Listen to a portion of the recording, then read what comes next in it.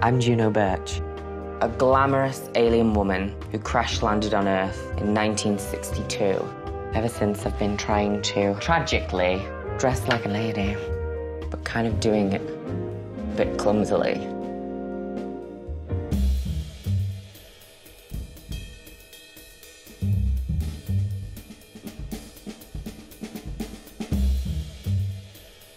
Hello, I'm Juno Birch, and I'm stunning. I'm now gonna take off this mask and become really stunning. I'm purple. I'm feeling like a lavender alien today, and it's gonna look stunning. So I've been chopping my foundation in this tinfoil and adding purple to make a gorgeous lavender tone. We're concealing all of the human today. The first time I ever painted my face, I was about 13 years old, and I went to drama class. And we all had to be like characters, and I chose to be the Joker. I wore like bright white makeup and massive red lips. I felt so stunning. And as a 13-year-old boy, I kind of had to hide that at the time. I was just like feeling every oat. I'm contouring now with a bit of purple, just to make these cheekbones even bigger. First time I ever painted myself blue, I was at a Halloween party, and I attempted to be Miss Argentina from Beetlejuice. I turned out just looking like a crusty Smurf, but now it's just evolved into this stunning alien. Really cake this on. And this is gonna like completely pastelize that color. Of course, I've got really bad asthma because I'm a diva. If I put like white here, it makes my nose look really small. Start contouring with different eyeshadows of like lavendery tones. So now and again, when I'm not doing drag, I'll be doing a sculpture to pay the rent, of course. A lot of the time, my sculptures will like exaggerate artificial beauty. Very often, I'll make like a sculpture and design a look first, and then do it on myself. My ideas are like influenced by characters from movies. Rocky Horror was one of the things that really hit me as a child. I was just watching all these people really just enjoying themselves and being fabulous, no matter what gender they were. Now I'm gonna add on these beautiful eyebrows. If I go up like this, she's nasty and she's a bitch, but then when I drag it down, she's nice again. I've mixed like a very, very, very pale blue, and I'm gonna mark out this brow. When I was a kid, I would draw really exaggerated women with like massive breasts and like really long hair and high heels, and that was my way of escapism. And it was kind of like the femininity I lacked and craved as a child. I just drew it out on paper because that was my way of coping with being trapped in the wrong body. When I was younger, I used to think, you know, drag is just a man in a dress. So me being trans, I was like, there's no way I could do drag. I think there's like a misconception that drag queens are only men, but actually anybody can do drag. Trans women can do drag, cis women can do drag, cis men can do drag, anybody can do drag. I've fucked up this brow a little bit, but we can fix it, it's fine. Since I've moved to Manchester, I've felt so welcomed by all of the queens here. Everybody's just so nice, and there's like a really strong community here. I'm gonna do some really stunning lips now. Really big Jennifer Coolidge lips. Also, I like to kind of extend it at the sides so that it looks like I'm going. Argh. This is of Jennifer Coolidge playing the character Fiona in the movie Cinderella Story. Jennifer is like an icon, and I absolutely love her. Meryl Streep and Goldie Hawn in Death Becomes Her, when they're literally falling to pieces That kind of character where they're really fabulous but like really tragic, that's what really inspires my sculptures. It's kind of like the alien woman has been dragged through a hedge and she's stunning.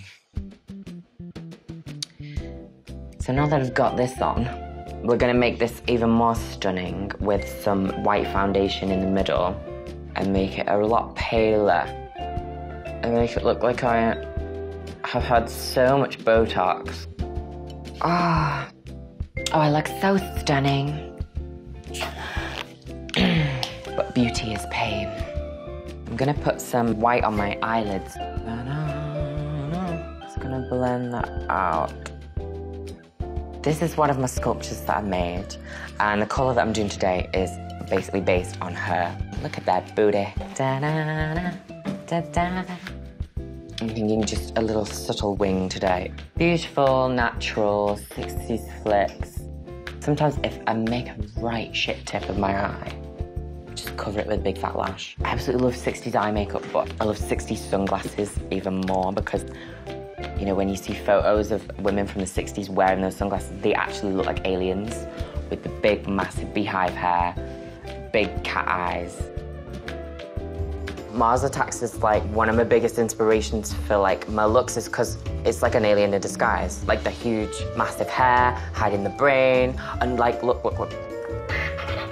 Haven't the slightest fucking thing what she's saying. She's going on. Let me out! Those wings are looking pretty stunning. Oh, that's clumpy. Oh! Has my eyeball gone black? Stunning. Eyelash glue.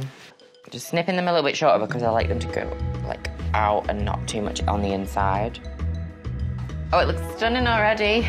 That second lash going on. And she's on. So a lot of the time on my sculptures or on my makeup, I'll do stubble dots or highlight the Adam's apple, big broad shoulders, celebrations of trans bodies. For such a long time, I was insecure about my Adam's apple, my deep voice, and that's kind of like a celebration of like my trans journey and kind of made me a beautiful alien. Now I'm gonna do a bit of highlighting. This makes me look 10 times more artificial.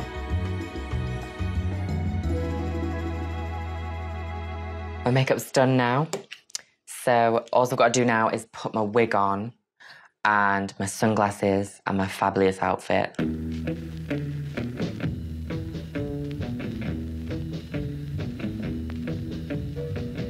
Her name is Linda, and she goes shopping in the supermarket for human groceries. She's stunning. She's an alien. She's a stunning alien.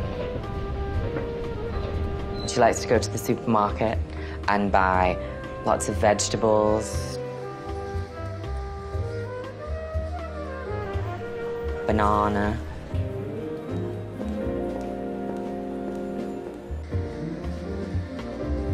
some milk, 2 big melons, maybe some Ariel washing powder. Who knows? All household things that'll make her look like she's kind of blending in. Darling, could I get a bag, please? I'm not actually paying, so bye, darling.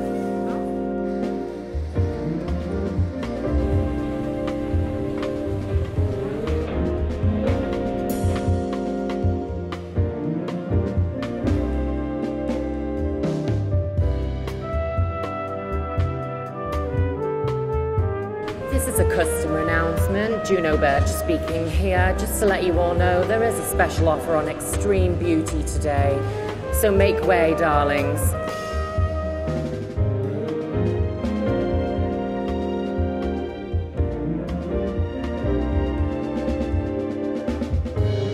Thank you, Vogue.com. You've been stunning.